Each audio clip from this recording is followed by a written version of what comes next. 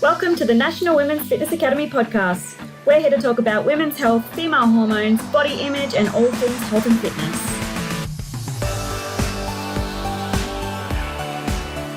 Hello girls, and welcome to another episode of the Women's Fitness Academy's podcast. I'm your host, Skye, one of the WFA's educators and a women's online coach. Today, I'm joined by Tahlia Skye. Tahlia is a one-on-one fitness and a lifestyle coach. She helps women become the absolute best version of themselves through training, flexible nutrition, and mindset coaching. Her aim is to create the most healthy and sustainable lifestyle for all of her clients, that they generally enjoy doing what they're doing and see themselves doing it for the long term. So Tahlia, thank you so much for joining me today.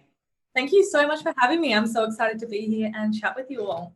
I'm super excited. Before we started recording, we were kind of like chit-chatting about like business, life, competing. Today's conversation is going to be really cool because I feel as if with your journey through, I guess, with training, but with food, a lot of our followers are going to relate to all of this. So let's like dive straight into it. What made you become a fitness coach in the industry? Yeah, sure. So I guess what made me become a fitness and lifestyle coach was really just to become the coach that I needed. I have been on my own big journey over the last many years, probably like the last 6 years, I would say. And I just prolonged my journey and progressed so much trying to learn all of these things. And I was like, I just wish I had this person.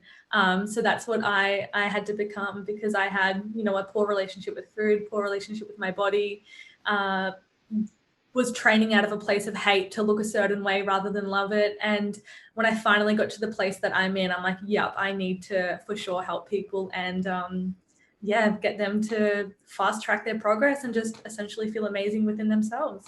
I love that. And you're literally doing all of that right now. Yeah.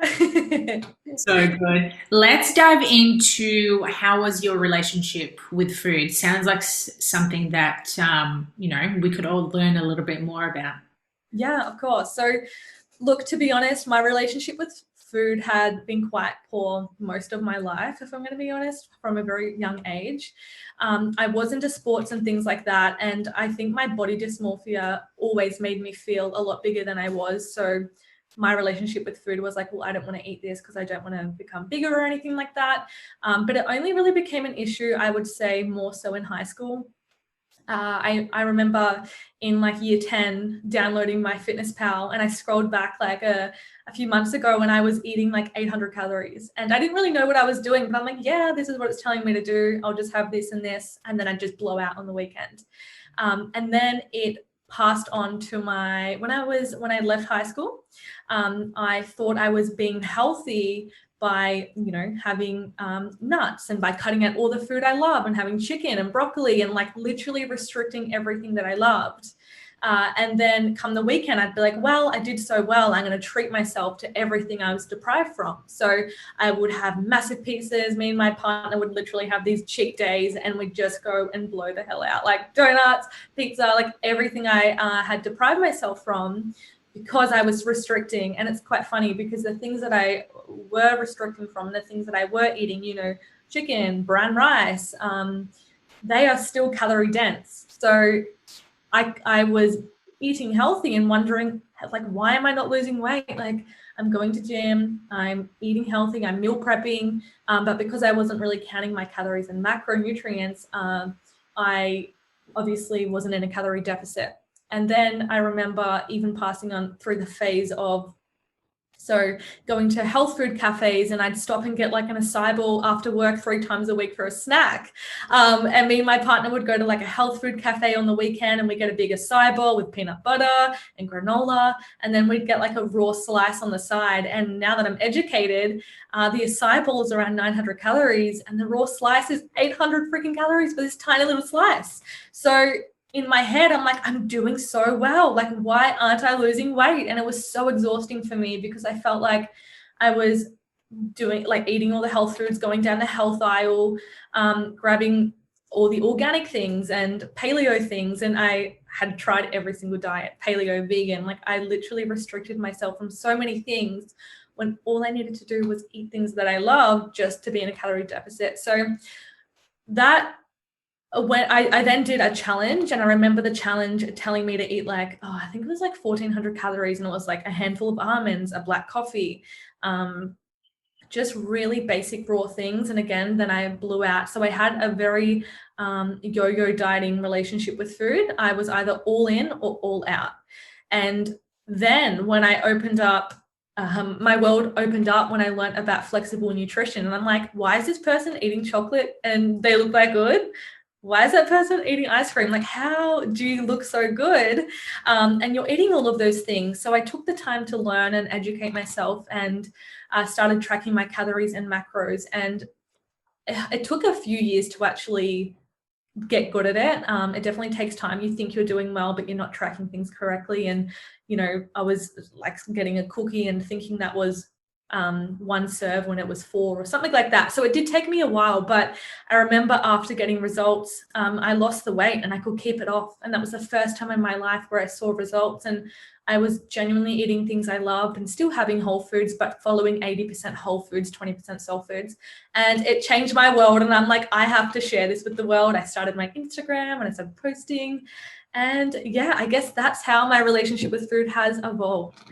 So good. There's so much growth from, the mistakes that we've made. You literally were like taking me back. Like I'm having flashbacks right now from my past with food, because I used to have a really bad relationship with food as well. I was just like you, Tahlia, where you would literally eat nothing throughout the week, and then Friday would come and you're just so ravenous. You're like, I don't care what I'm going to eat. I'm just going to shove everything in my mouth and worry about it when Monday comes. And it's crazy to think how far we've come and what we've actually put ourselves through to make us realize going, holy shit, like that was so bad on our bodies right now, treating it and mistreating it with food, where now we're so much more educated, having a better understanding to how we can be more flexible by, eating the chocolate, eating the ice cream, and not actually pushing it away from you. Because like you mentioned, the restriction didn't help you whatsoever. It just attracted you to have more of it. It leads to blowouts. And I think the worst part was just feeling so exhausted with, what am I doing wrong? Like I'm eating all of these healthy foods. Like, why is this not working for me? So yeah, I think the realization and understanding is what helps so much. And yeah, that's why I'm very big on flexible dieting, because it's something that is sustainable. Like that is what is going to help you have a lifestyle. Cutting the food you love is only going to lead to yo-yo dieting. You're going to lose weight and then put it on, lose weight. So yeah, it was a game changer. Yeah, I love that. And you know what? I love that you mentioned also how implementing more of the foods you love, because we want to take people away from that all or nothing mindset, because it doesn't work. So if you're going to constantly just push away the foods that you're loving, eventually you're going to have them back into your diet a little bit more than usual. Of course, yeah. And like, you've still got to follow your 80% whole foods and 20% soul foods. You don't want to be that person who's like, yeah, I can have Maccas for every meal. Like you do need to still be conscious of your choices, because that's what's going to make you feel amazing. That's going to give you fuel and performance for training and the longevity of it as well, because, there's only so much you can do with the poor choices for so long. So true.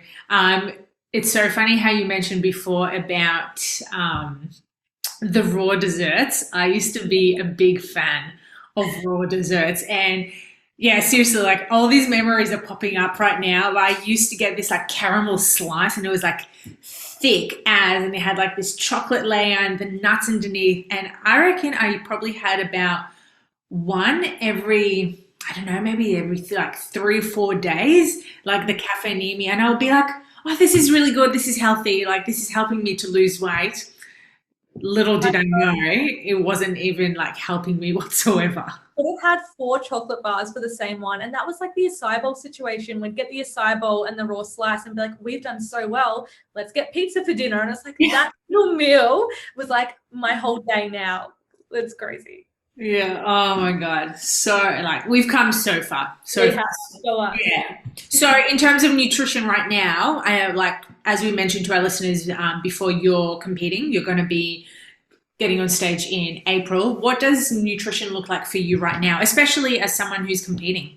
Yeah, for sure. So I am competing in the WVFF in April. So I guess for my comp prep, I am following flexible dieting. I'm practicing what I preach. It is very important to me to be able to choose some of my food choices. Now, probably around 6 weeks out, I'll probably go to a meal plan just to ensure that, I'm really on point and pushing my limits, but we shall see, maybe even 4 weeks out. But pretty much it essentially is a meal plan because I'm eating the exact same foods. I'm a massive creature of habit. I always have been. So it works really well for me to just eat the same thing. So I eat the same thing Monday to Friday, and then I have something different on the weekend to keep it exciting, I guess you could say.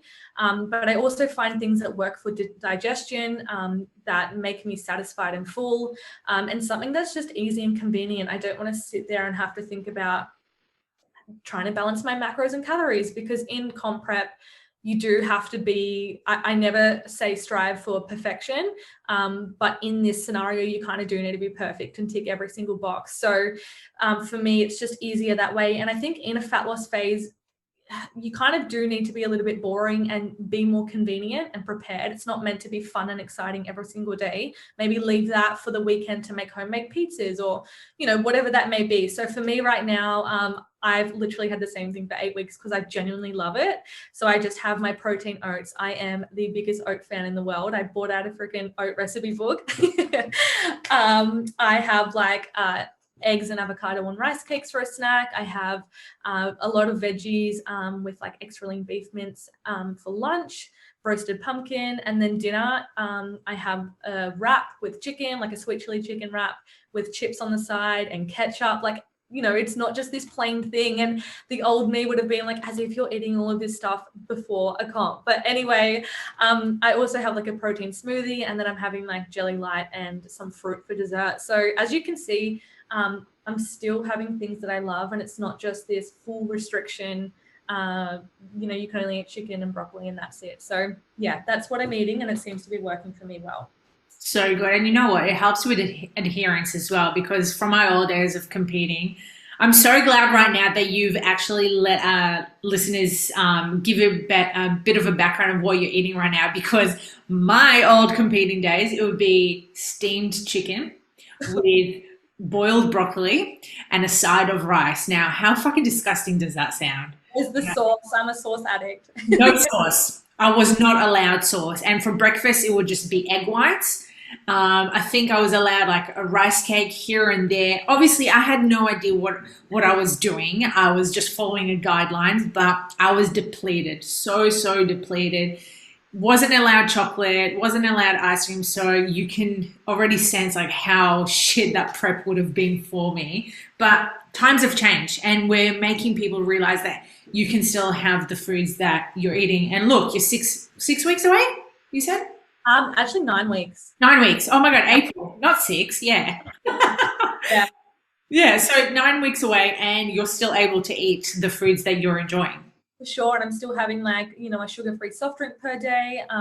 But again, if you did look at my food, I'm probably having 90%, 10%. But then 2 weeks out, even that's when I'll cut all artificial sweeteners, and we'll follow that really basic diet just so you don't have any bloating or inflammation. But there's no reason why you have to do that the whole time. Yeah. And again, the competing side of things, it's a short term, well, depending on how long you're competing for, but post comp, you can start reversing back and going into your usual diet. Yeah. And even the people that do follow those very strict regimented meal plans, they're the ones who generally do have a very big rebound post comp as well. So as we were saying, restriction leads to blowout. So in that scenario, it's even worse. So yeah, something to keep in mind. I think that it will help me in my, post comp as well. Yeah. So important for everyone to understand that. So what's, in terms now that we've covered that relationship with food is so much better for you, what has life been like for you right now with the change and the improvement of all of that? It's great. I think I now am in a place where I genuinely love everything I do. As I was saying, with training and nutrition and things like that, it was always out of a place of hatred to change the way that I looked. I had to go to gym. I had to eat healthy. I had to do these things. And now I'm I get to train.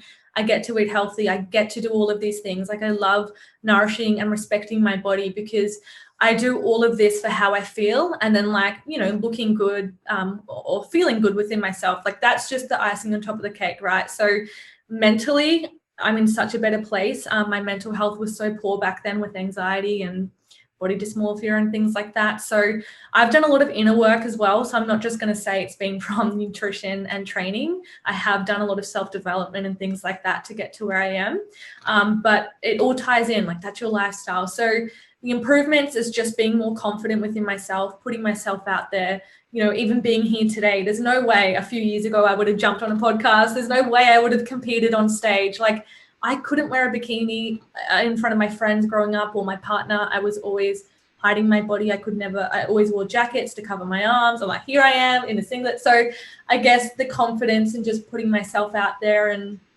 yeah, I just wouldn't be where I am if I didn't take that step and work on those areas. So powerful. I think everyone who's listening to this right now can relate to this because I never used to like wearing shorts. I was so scared of showing my beautiful limbs when I was younger. I'd be like, no, I can't do it. And, you know, you're saying that you couldn't wear singlets where now you're like freaking rocking it here like a superstar. So the relationship with your body, I know you mentioned, hey, well, most of us know that it just doesn't come from just the nutrition and training. It's also the inner work. What are some work that you've done around that? So I listen to a lot of podcasts myself, a lot of self-development podcasts, a lot of audiobooks. I've also done quite a few mindset courses myself. But I think just also, I guess just like, you just have this shift sometimes, I think, when you grow up a little bit and you realize all that your body is doing for you and that like life is just so short. And don't get me wrong, like I for sure have my moments where, you know, I pick myself apart a little bit, but something that I always do is I bring myself back, especially in competing. You know, like it's so easy to try and compare, or even you guys just in your normal life, I'm sure that you compare, but instead of like digging yourself down that hole, you just got to catch yourself and be like, hey, I am me. That is enough. That's all I can do. So yeah, I just don't let myself go down that rabbit hole of, you know, thinking too much about it. So yeah, a lot of mindset courses, actually understanding myself and just almost getting out of my head and seeing things for how they truly are. I think that helps. Almost like, hey, is it so bad or whatnot? And something that also helps me is just not attaching myself to a number on the scale and just looking at things as data. So yeah, and for me, like obviously, you know, competing, you're being lean and then you've got to put on muscle and put on weight and put on body fat and things like that. And it's definitely tough. It's not easy, but you've just got to think about your goals and the outcome. And yeah, it's just part of the journey in the process. I love that. So true, because sometimes we can get so stuck when we're dieting that we get fixated about how the body looks right now. But then when you actually come out of that dieting phase, whether you're just coming out of dieting because in terms of like health reasons or you're wanting to build muscle or whatever it is, your body's going to change anyway. As a woman, as a man, as a human, we go through different life stages. So it's bound to happen. And I love the fact that you mentioned that you've done so much work around that, especially around the comparison side of things. Comparing yourself to someone can be healthy, but it can also be really detrimental to your health if you just take it way too far. And being healthy could mean like, hey, cool, they're motivating me. Like, you know, me looking at Tahlia right now, like, yes, she's competing. Fuck, maybe I want to compete again. Like, and so inspiring. But the ones that are negatively impacting us is literally comparing ourselves to their life, which we don't even know anything about. And sometimes you could get caught about that because of Instagram, you know, because they show the highlights of everyone's lives and you wonder, you're like, oh, is my life good enough? Wow, is it? I don't know. And just, yeah, it's crazy. Yeah, and that's why I definitely wanted to bring up the part that I still, you know, have my moments and things like that. So you can be inspired, but don't let it tear you down, because at the end of the day, you are you, and that's enough. Yes. So powerful. And that comes down to self-belief. Before we started recording, we was actually going to chat about this as well. So with your self-belief side of things, what has led you to become this like, strong-minded woman? I love the quote, feel the fear and do it anyway. So I think a lot of it has just been me putting myself in really uncomfortable situations and then it kind of working out and going, okay, well, I get a little bit more belief each and every time. And I'm like, well, if I can do that, then I can do this. And I guess it led from just starting like an Instagram and then, people loving what I was sharing and then going, okay, well, I don't know, just like backing myself more and getting that confidence. And I think confidence and self-belief is so important, okay? Because, what you think you attract. So if you think that you're not good enough or you can't do this, then you're not going to be able to. So once I understood your mindset and how important your thoughts and feelings are, I just started kind of shifting that narrative and thinking, okay, well, actually I can. And yeah, I just changed my mindset and, I guess that just helped with my self-belief, and each and every day I'm just putting myself more and more out of my comfort zone and it's gaining more self-belief back. Yes, that good old comfort zone. So many of us tend to get so scared from, stepping out of it. Aside from competing, because competing is definitely fearful and it puts us in a really uncomfortable environment. Yes, yeah. Seriously, like, putting yourself on stage like half naked. Hey. Your big heels. Hey, what was that? Your big 6-inch heels. It's like, oh God, yeah. Yeah, it's very confronting. What other types of places have you put yourself out there that you've faced this uncomfortable feeling? Even just showing up like on my Instagram, there's people there and you never know what people's intentions or thoughts are. And I used to be very fearful of judgment. And I thought that women were bitchy and just judgmental, but I think that was just a reflection of my own insecurities. So showing up on that, starting my business, like I winged it and just left my comfort zone and jumped straight into that. I was waiting for the perfect time. And then I realized, there is no perfect time. I started my own podcast as well. So I have my podcast, Talks with Tahlia Skye, and that was a huge one for me, wondering, are people going to care what I say?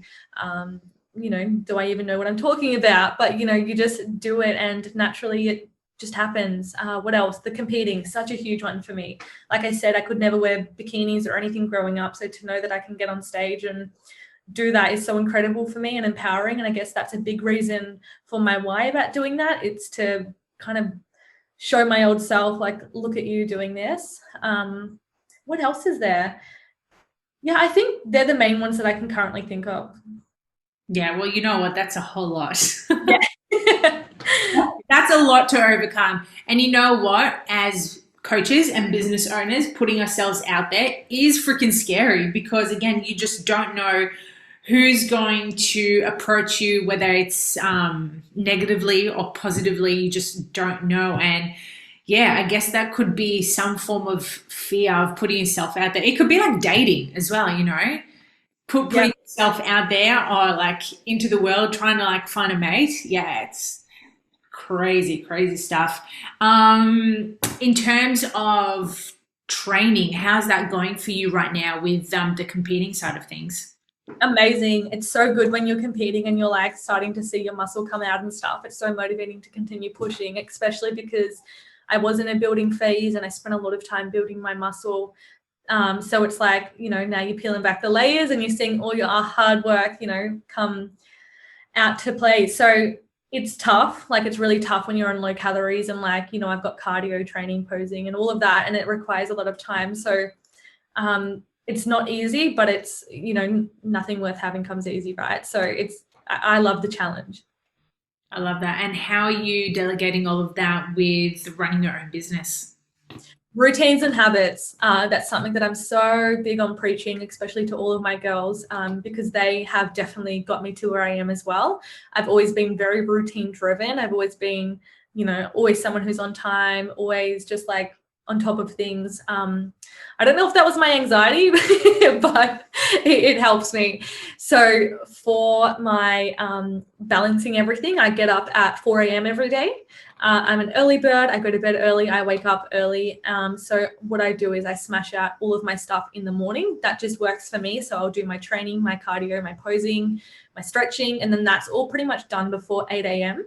And then, I have the whole day to delegate to my clients. I have a lot of systems in place. I use Google Calendar. So my whole day from like your lunchtime to this, it's all mapped out. So I'm very, very clear with my intentions. And, my girls, my TSC girls will always come first. So I ensure that before competing, is this something that I feel as though I can take on? I also only take on a set amount of clients to ensure that I'm giving them that quality service as well. So I'm not biting off more than I can chew. It's definitely tough, but as I said, I smash it out early and then I can cater the day for that and not take on so much. Yeah, it's such an important point for our listeners, for those who are coaches and becoming coaches. You need to make sure that it can be really enticing to like try and help everyone and take everyone on board. But again, you're also having to fill up your own cup. And if you're not doing that and you're giving yourself too much to everyone else, you're just going to burn out so quickly. Yeah, and I also want to add to that, something that is really important to me is filling up my own cup. So it was difficult at the start when starting my business, but something that I've really implemented is my boundaries. So I was overworked and giving everyone everything of me. So I thought, you know what, in order for them to get a better version of me and my family and my friends and everyone around me, I took Sunday off. So now I have one day off where, I'm just recharging my batteries so that I can then produce that good quality work. I ensure I go to bed at a good time. I'm not one of those coaches working to 3 a.m. and promoting the grind, because you're not going to produce good quality work. I always look at that and like, how would you even, like, sleep is the number one thing, right? So how are you juggling so much and producing good quality work? I would not want to hire a coach who's just overworked and working till 4 a.m. personally, because I know the effects. So something, that's really important is filling up my own cup, because I know that every single person is going to get a better version of that, and I'll encourage everyone else to do the same. I love that you mentioned how you used to do the grind, because I think everyone who's listening to this, maybe it's just me, but I can totally relate to this, that I used to be the one this is going back like 5-6 years ago, and I'd be like, sleep is for the dead, guys. Wake up, grind, get your workouts in, fill up your whole day. I obviously didn't even realize that it was just burning myself out so bad. And at the time I was seeing clients face to face. So like 40-hour weeks plus programming, plus doing my own training, the meal prep, it sounds too much already. Like, I feel overwhelmed just expressing this right now. Yeah, and you start to resent what you're doing. Like you can't get creative because you have no time. So for me, being creative and enjoying what I'm doing is really important. Yeah. And you know what? Creativity is very inspiring, not just as a coach, but as a human being, because it gives a lot of joy for you to continue doing the stuff you're wanting to do. For sure. Yeah, I love that. You touched a point earlier. I'm going to go back to it, because you mentioned how there was a stage in your life where you said to yourself that you had to do certain things. And I want to go back to that, because we all have the option to do whatever it is that we're wanting to do to make us happy. So like you mentioned before, you didn't have to go to the gym, or you didn't have to do these things. You get to do that because you choose to take yourself down that path to bettering yourself. Yeah, for sure. Like it's all a choice. It's all up to you. And once I realized and took responsibility for everything, that's when so much changed. So it was like training. At the start of my journey, I was just simply going into gym, and I'd literally sit at work, and I remember thinking the whole day, oh my God, I have to go to gym after work. Like, I do not want to do this. What excuse can I come up with? Oh, I'm pretty tired. Am I sick? Like, I try and convince myself. And I'd go and just have half-assed sessions, and I didn't even have a program, so I was not getting anywhere.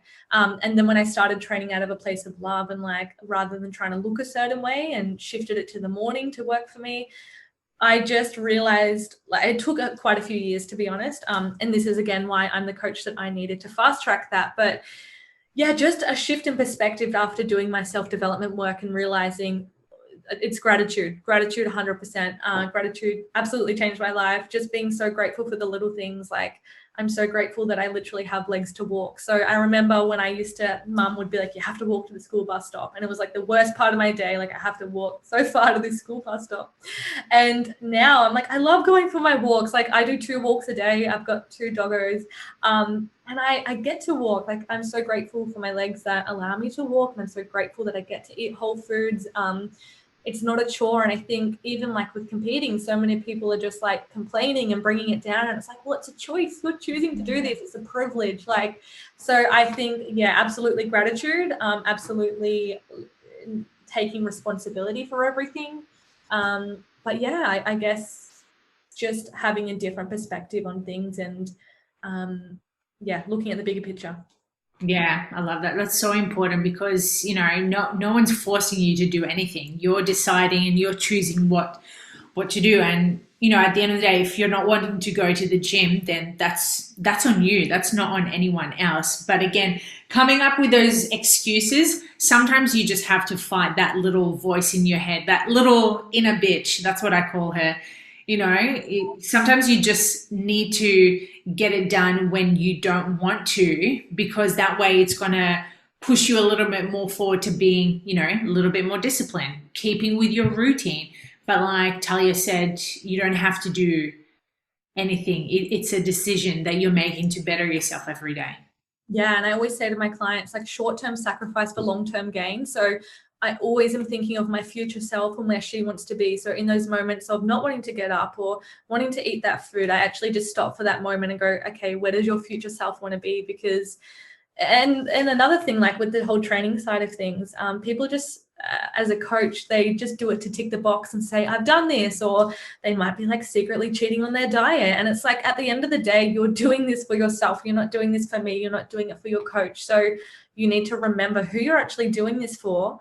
And, the efforts you put in, your consistency, like, it won't lie. You can't cheat hard work. And Yeah. I always tell my girls, like, nothing worth having comes easy. This journey, it's not meant to be easy. If it were easy, everyone would do it. But that's the whole amazing thing about it, is actually challenging yourself and seeing what you're actually capable of. And it does become a little easier once those routines and habits are ingrained. But you've just got to stay consistent, and you've absolutely got to show up on the days you don't feel like it. Like, I can tell you now, I do not feel like getting up at 4 a.m. I used to get up at 3:45 when I worked in the city, so I could fit everything into my day, but it was a priority and it was really important to me. And now it's literally like brushing my teeth. Like, it's so easy to get up. I freaking love that. You've literally, I'm speechless. Yeah. I don't have anything to add because I resonate with all of that. And especially how you mentioned that you just can't cheat the process, because if you cheat it, you're just cheating yourself, not cheating your coach or whoever you're doing it. It's on you. It's on you to do that. Mm-hmm. Yeah, definitely. And at the end of the day, you're paying for that service, so you've got to show up for yourself, and you came there for a reason. So remember that reason, because I guarantee that will be your why. So on those days that you don't feel like showing up, you've got that why attached, and you can go, this is why I need to have this little bit of discomfort this morning and get out of my warm, cozy bed. But you'll always feel so much better after it. And just like read books and things that will help. Like, if you're someone who struggles to get up early, maybe read a book. Like, I read a book, The Miracle Morning, and that kind of helped. Or the 5 a.m. Club, I think it's called. Yeah, that's a good one. Yeah, there's so many resources out there, so use that to your advantage. Yeah, I love that. That's a really important one, because there's a lot of people out there who perceive that they're wanting to train in the mornings, but they don't do it because whether, they snooze their alarm or they just come up with these stupid excuses, but then they don't end up doing those workouts. So look at those 2 resources that Tahlia mentioned. Maybe that's something that our listeners need to, put into practice a little bit more. Yeah, and finding things that work for you. Like, you don't have to get up early. If you're someone who can train in the afternoon and stay committed, you do you. But if you're someone who's time poor and is constantly complaining about time and I can't find the time or get things done, then you'll probably have to get up earlier, because that's how you're going to create more time in your day. And I was like fitting so much into my life. And I'm like, how the hell can I do all this? And I had to get up earlier. So yeah, you just find things that work for you. It doesn't mean you have to do anything a certain way, but as long as you're getting things done that are going to align with you and your lifestyle, then yeah. And can I just say, like, no one is just a morning person or a night person. Like, you can change that narrative. So again, the whole what you think you create. So if you tell yourself, I just can't get out of bed each day, you're not going to be able to get out. So just, even if you have to fake it till you make it and say, like, I am going to get out of bed, I am a morning person. That really helped with me, was just shifting that narrative I was telling myself. Yeah, you know what? That's a really important pointer to make, because I've literally just made that shift about a couple of months ago. I used to train in the middle of the day, and I just found myself that after doing client work and then coming to lunchtime to train, just depleted a lot of my energy. I just wasn't as focused. So I decided to shift it to the morning before I do my client work. And at the start, of course, I came up with these excuses. Oh, it's too early. I'm not going to be able to get my morning walk in and then my training. And it's just like, come on, Sig, like, you get your shit together. Are you actually going to do it or you're not? And sometimes you just have to have that pep talk and be like, cool, well, let's move my morning walk half an hour earlier so I can go to the gym, and then I have the rest of the day of doing my client work and whatever it is that I'm going to do. And eventually I'm training in the morning. It's been 2-3 months now, and it's going fucking awesome. Yeah, you adapt and overcome. And if anything, this whole pandemic situation has taught us, you can literally adapt and overcome anything. So yeah. You've got to be stronger than that voice in your head. Even me on my cardio, I freaking hate cardio. It's so funny. I observe my thought patterns in my mind telling me, like, oh, just do it tomorrow, or, you know, just cut it 10 minutes short and you can add it on here. And I'm like, no, like, I have two voices. It's like one that's trying to talk me out of things, and the other one who's just like not freaking tolerating it at all. So yeah, just observe your thoughts and like catch yourself, and just don't give in to that. Yeah, don't give into it at all. Tahlia, what are you most excited about this year? Definitely expanding my business. It's so amazing to see the community I'm creating. I have a lot of things in the works. Also, I'm really excited to hopefully be able to travel. Like, man, I miss traveling so much. So I'd definitely love to go overseas once things have settled down. What else? I'm really excited to get back up on that stage. It was my first comp last year, and I feel like I've got a lot of unfinished business. So yeah, that's going to be great too. Yes, I love that. Are we going for the pro? I'm not going to say I'm going for the pro card, just because I really want to ensure that I feel so pro worthy, because then, you know, you've got to then compete with the pros. Yes. So I'm going to push to beat my last package and place well. But I think next year will probably be when I'm pro ready to actually take that step. Because a lot of people say, I want to be a pro. And it's like, you do realize that you've then got to start from the bottom. So I definitely want to build some more muscle and feel like I'm ready to actually step into that responsibility as a pro, because it does come with a big responsibility. I love that. So good. So good. Where can our listeners find you? Okay, so my Instagram is at Tahlia Skye, TAHLSSKYE. I also have my podcast, Talks with Tahlia Skye, and my YouTube, Tahlia Skye, and then my website, tahliaskye.com. I love it. What are you doing on YouTube? I feel as if lately people are dabbling a little bit more into this. Yeah, so I actually am filming my whole journey to stage. So amazing. So my journey, how I'm feeling, what I'm eating, what I'm training.